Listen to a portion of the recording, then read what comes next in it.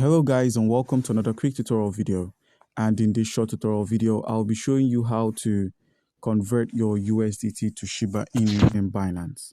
So guys, to convert your USDT to Shiba Inu, all you need to do is head over to the wallet section at the bottom right corner of the screen, where we have the overview or spot wallet or funding, depending on where your cryptocurrency is stored. Once you've located the USDT you have, head over to the home section, click on the convert.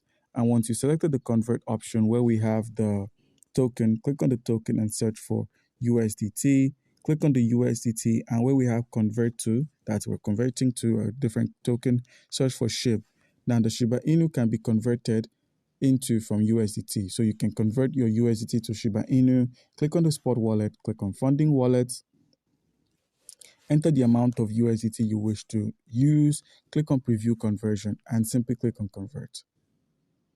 Once that's done, the transaction becomes successful.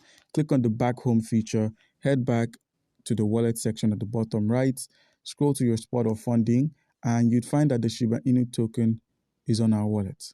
So guys, do comment down below if you have a question concerning how you can go about any of this, and you'll be given an answer. Thank you.